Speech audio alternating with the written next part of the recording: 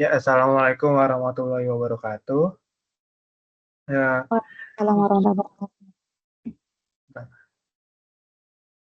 eh, kami dari kelompok 2 akan mempresentasikan proyek kami, yaitu analisis sentimen pada ulasan produk online menggunakan NLP.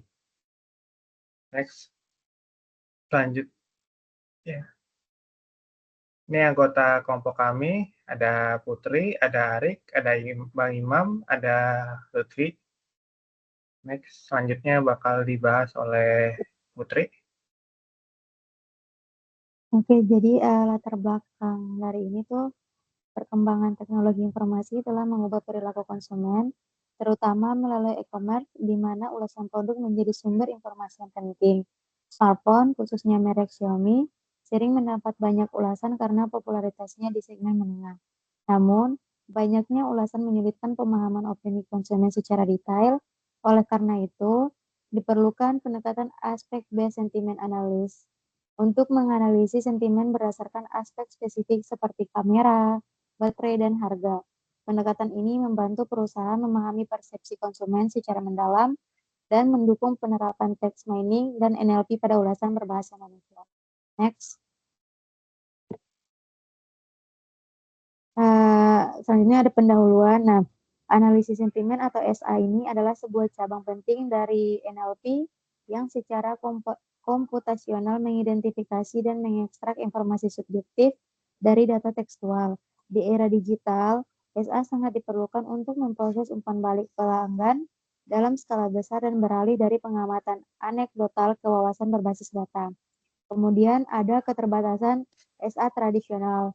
Nah, ini analisis sentimen umum seringkali hanya memberikan klasifikasi keseluruhan seperti positif, negatif, dan netral yang kurang mendalam untuk intelijen bisnis yang dapat ditindaklanjuti. Kemudian ada analisis sentimen berbasis aspek. Nah, APSA ini mengatasi keterbatasan ini dengan mengidentifikasi sentimen yang diungkapkan terhadap atribut atau fitur spesifik dari suatu entitas.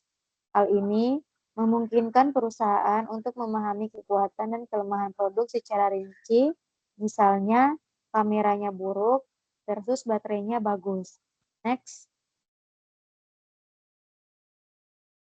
Selanjutnya ada rumusan masalah. Berdasarkan latar belakang tadi, rumusan masalah dalam penelitian ini adalah yang pertama, bagaimana cara menerapkan aspek based sentiment analysis terhadap ulasan konsumen produk smartphone Xiaomi dari Tokopedia.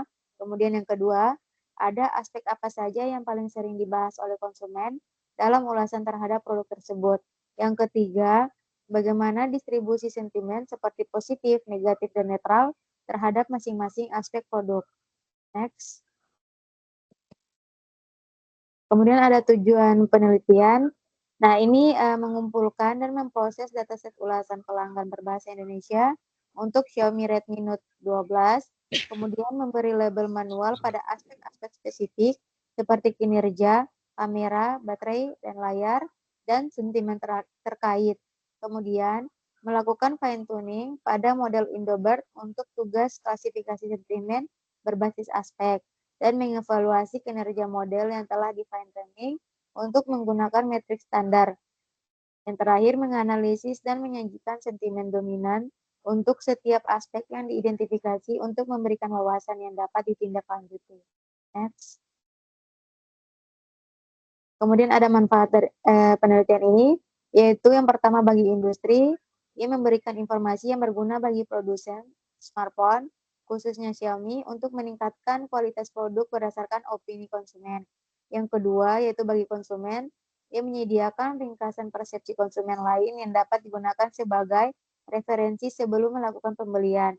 Dan yang ketiga, yaitu bagi akademisi, menjadi kontribusi dalam pengembangan metode APSA dalam bahasa Indonesia dan aplikasinya pada data e-commerce lokal.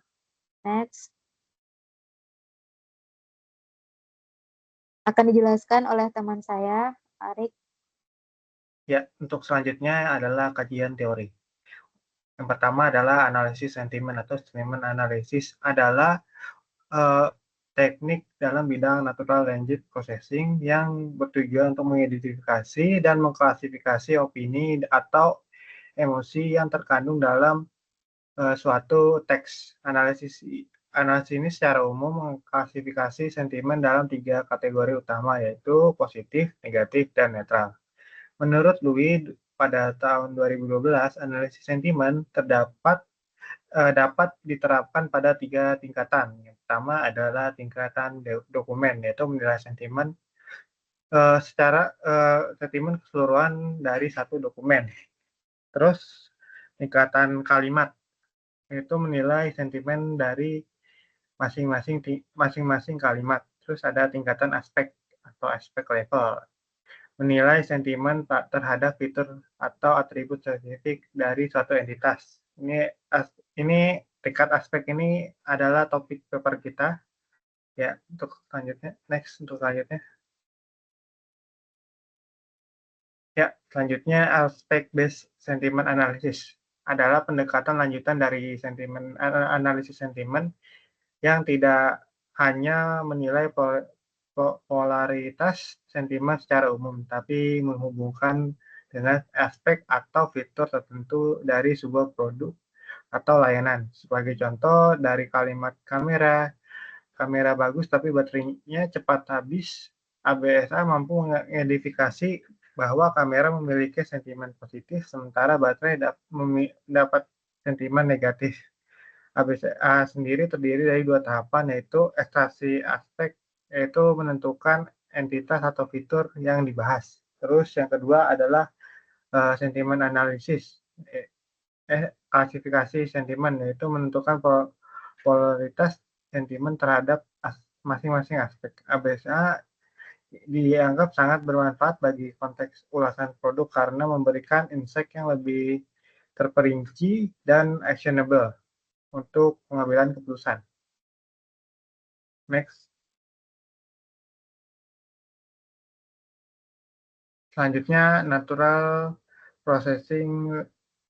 Language Processing atau NLP adalah cabang dari kecerdasan buatan yang berkaitan dengan interaksi antar komputer dan bahasa manusia. Dalam konteks analisis sentimen, NLP digunakan untuk melakukan berbagai proses seperti tokenisasi, timing, penghilangan kata umum atau stop word, teks dari teks. Beberapa teknik NLP yang relevan meliputi yaitu tokenization atau memecah kalimat menjadi kata-kata kecil. Unit kata-kata kecil yang disebut token. Stop removal adalah menghapus kata-kata yang tidak berkontribusi pada analisis sentimen seperti dan yang dan di. Stemming yaitu mengembalikan kata ke bentuk dasar seperti membeli jadi beli. Terus scaffolding itu menstandarkan huruf menjadi huruf kecil. Next. Selanjutnya text mining. Text mining adalah proses menggali informasi yang bermanfaat dari data teks yang tidak terstruktur dalam analisis sentimen. Text mining digunakan untuk mengambil opini dan mengkategori dan menyimpulkan makna dari pola tertentu. Tahapan dari text mining meliputi yaitu pertama ada pengumpulan data atau data collection, processing atau reprocessing, transformasi data, penambangan data atau data mining, terus ada evaluasi dan interpretasi. Next. Selanjutnya metode penelitian yang akan dilanjut oleh rekan saya. Ya, sekarang kita lanjut ke metode penelitian. Di sini ada alur proses penelitiannya. Kita itu dimulai dari data collection, selanjutnya dengan text pre-processing, selanjutnya dengan aspect extraction, terus lanjutin dengan sentiment classification, dan terakhir diakhiri dengan evaluation. Lanjut. Nah, metode penelitian pertama itu ada pengumpulan dan pelabelan data. Untuk pengumpulan data itu, dataset kita itu terdapat 1.000 ulasan pelanggan bahasa Indonesia untuk Xiaomi Redmi Note 12. Sumbernya itu ada dari YouTube, Tokopedia, dan Shopee. Kedua, lanjutin dengan pelabelan manual. Data yang akan terkumpul akan dilabeli secara manual dari segi aspek dan sentimen. Aspek utamanya itu ada performa, kamera, baterai, dan layar. Untuk kelas sentimen yaitu ada positif, netral, dan negatif. Kualitas datanya itu dilakukan oleh dua anotator independen dengan pedoman terperinci untuk menjaga validitas dan reliabilitas. Lanjut. Selanjutnya itu ada pemrosesan data. Tujuannya itu untuk mempersiapkan teks mentah yang dihasilkan pengguna seperti formal atau bising untuk menganalisis sentimen. Langkahnya itu yang pertama ada huruf kecil atau lower casing, yaitu untuk mengubah semua karakter menjadi huruf yang kecil. Lalu kedua ada pembersihan tanda baca, yaitu untuk menghapus tanda baca yang tidak relevan.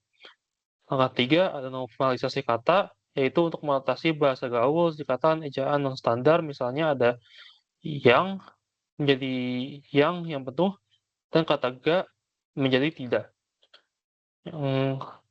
Langkah keempat ada penghapusan stop word, yaitu untuk menghilangkan kata-kata umum yang memiliki sedikit makna semantik.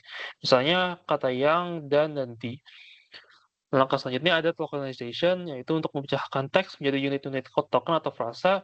Yang terakhir adalah stemming, yaitu untuk mengubah kata berimbuhan menjadi kata dasar. Lanjut. Langkah berikutnya adalah untuk arsitektur dan pelatihan model. Model yang digunakan itu adalah metode model into BERT, inti dari sistem klasifikasi sentimen.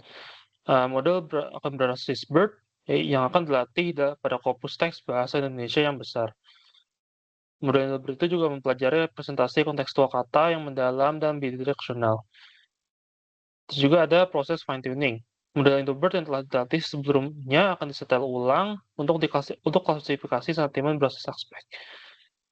Proses fine-tuning juga menggunakan pustaka Hugging Face Transformer. Prosesnya juga akan mengadaptasi model terhadap bahasa informal dan pola sentimen unik dalam ulasan produk. Dan output token itu akan dari lapisan terakhir encoder transformer diteruskan ke classification head. Lanjut. Berikutnya ada metrik klasifikasi standar. Jadi ini ada beberapa metriknya. Yang pertama ada metrik akurasi, yaitu untuk mempresentasikan proporsi keseluruhan instan yang diprediksi dengan benar, baik positif, netral, maupun negatif dari total jumlah instance. Akurasi itu rumusnya ada true positif tambahkan dengan true negatif, yang kemudian dibagikan dengan true positif, yang tambah dengan false positif, true negatif, dan false negatif. Metrik selanjutnya ada presisi. Untuk setiap kelas sentimen, presisi mengukur proporsi prediksi positif sejati di antara semua instan yang diprediksi sebagai kelas tersebut. Ini menunjukkan kemampuan model untuk menghindari false positif. Rumus dari precision itu ada true positif yang dibagikan dengan true positif ditambahkan dengan false positif. Lanjut. Metrik selanjutnya ada recall. Recall itu untuk mengukur proporsi prediksi positif sejati di antara semua instan aktual dari kelas tersebut.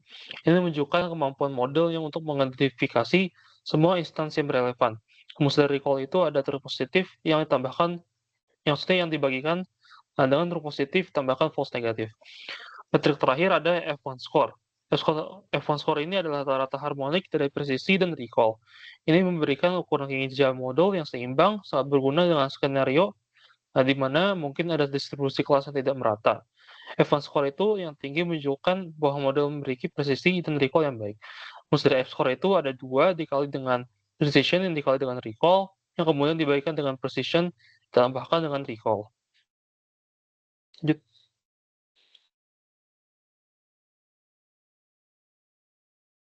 Berikutnya, hasil pembahasan akan dibahas oleh teman saya. Lanjut. Ya, selanjutnya ke hasil dan pembahasan. Hasilnya di sini modelnya memiliki akurasi sebesar 93,05%. Terus pencapaian pentingnya yaitu F1 score rata-ratanya itu mencapai 92,1% yang berada di atas target yaitu 85% untuk klasifikasi sentimen di seluruh aspek. Sejalan dan bahkan melampaui kinerja penelitian sebelumnya yang menggunakan Indobert. Biasanya itu berkisar 83,5% sampai 84%. Yang menandakan kemampuan model yang kuat dalam memahami dan mengklasifikasikan sentimen dalam teks informal berbahasa Indonesia. Terus rincian sentimen per aspek. Performanya di sini dominan positif. Performa ini ya, dominan positif. Alasannya adalah kelancaran dan responsivitas untuk penggunaan sehari-hari dan juga gaming harian. Kameranya di sini dominan negatif. Alasannya yaitu kualitasnya kurang tajam dan tidak memenuhi harapan dibanding pesaing.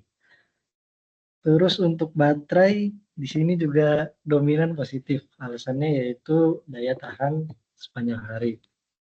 Terus layarnya di sini dominan positif. Alasannya karena layar AMOLED 120 Hz dipuji karena kecerahan dan pengalaman mengusik. Terus pembahasan dan implikasi. Validasi Indobert, rata-rata iPhone score-nya mencapai 92,7%, yang menunjukkan bahwa Indobert efektif menangkap sentimen bernuansa dalam ulasan informal berbahasa Indonesia. Terus pengaruh ketidakseimbangan kelas. Perlu dipertimbangkan bahwa advance score keseluruhan yang tinggi mungkin menutupi kinerja yang bervariasi pada kategori sentimen minoritas jika data tidak seimbang. Terus wawasan yang dapat ditindaklanjuti untuk produk Xiaomi, yaitu pengembangan produk seperti kualitas kamera adalah area kritis yang membutuhkan perhatian dan peningkatan segera. Terus juga pemasaran strategis, sorot kekuatan ponsel seperti kinerja mulus, baterai tahan lama, dan layar AMOLED yang cerah. ABS memungkinkan respon yang tepat terhadap kebutuhan dan preferensi pelanggan tertentu. Terus selanjutnya kesimpulan akan dilanjutkan oleh teman saya. Ya, untuk selanjutnya, untuk kesimpulannya yaitu studi ini berhasil melakukan analisis aspek base sentimen analisis pada 100 ulasan pelanggan Xiaomi Redmi Note 12 berbahasa Indonesia menggunakan Indobert. Model Indobert yang di fine tuning menunjukkan kinerja yang kuat, yaitu F1 skornya melebihi dari 85%. Temuan utamanya yaitu sentimen positif kuat untuk kinerja, daya tahan baterai, dan kualitas layar. Untuk sentimen negatifnya signifikan pada aspek kamera.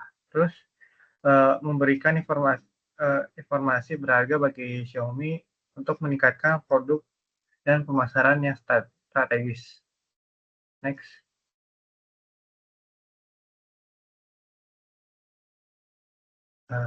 Ya, untuk keterbatasan studi, yaitu yang pertama dari ukuran datasetnya kita terbatas pada status data ulasan relatif kecil untuk sepenuhnya memanfaatkan potensi model deep learning besar seperti Indobert. Berpotensi membatasi generalisasi pada kategori sentimen yang kurang sering. Seperti ya, terus selanjutnya itu pelabelan manual memakan waktu, tidak dapat di skala untuk dataset yang sangat besar dan rentan terhadap bias manusia.